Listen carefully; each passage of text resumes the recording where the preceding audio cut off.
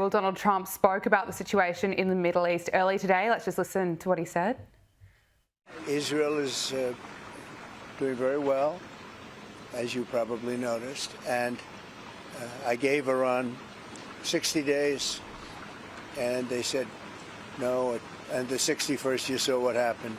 Day 61, so I'm in constant touch. And as I've been saying, I think a deal will be signed or something will happen, but a deal will be signed. And I think Iran is foolish not to sign one.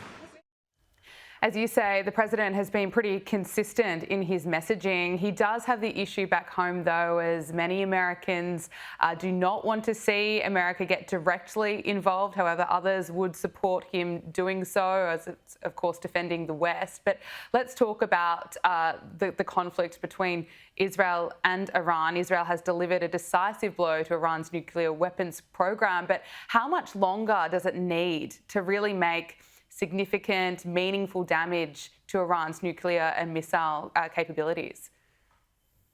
Well, Gabriella, even setting aside the current existential crisis facing the regime, the convergence of internal weakness, the regime's kind of economic decline, the unprecedented public rejection of the regime, which is clearly observable in countrywide uprisings that have occurred in recent years. All of these things demonstrate that the radical regime in Tehran is at an inflection point. And the question now is not, will the regime fall? The question now is, when will the regime collapse?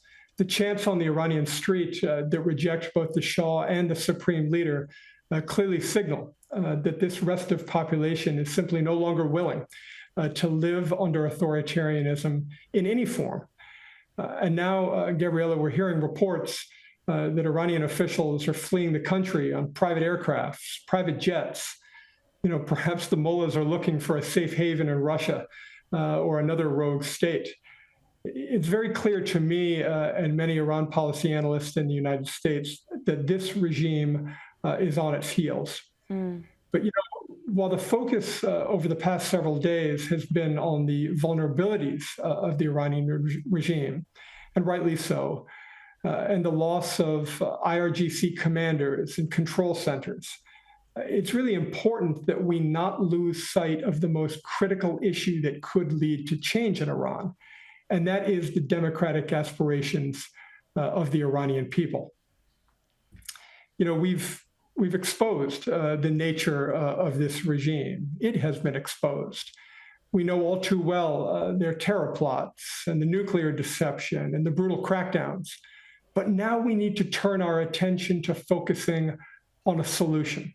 Neither Israel nor the United States wishes to occupy or govern Iran.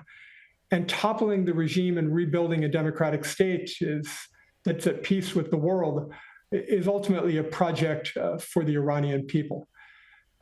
The regime has effectively blackmailed the international community through its nuclear brinksmanship and proxy violence for far too long. And for far too long, the West has bought into this false dichotomy of war on the one hand and appeasement on the other. And this has allowed Tehran to manipulate diplomacy while crushing its own people. And the international reluctance to back an indigenous alternative has only prolonged this cycle. So when you pose this important question, how much longer, how long will this take?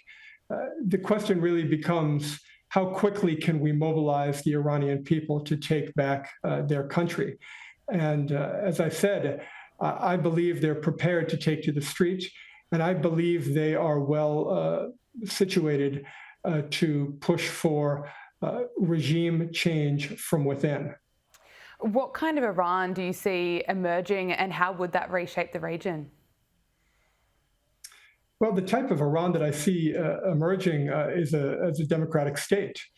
I think when we look towards the future, we need only understand the Iranian opposition.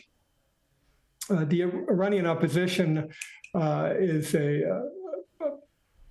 I'll speak plainly about the NCRI, the best constituted opposition in Iran. The NCRI is a broad-based coalition that was formed in 1981. It serves today as its government in exile. The MEK is its leading organization with a vast domestic network inside the country.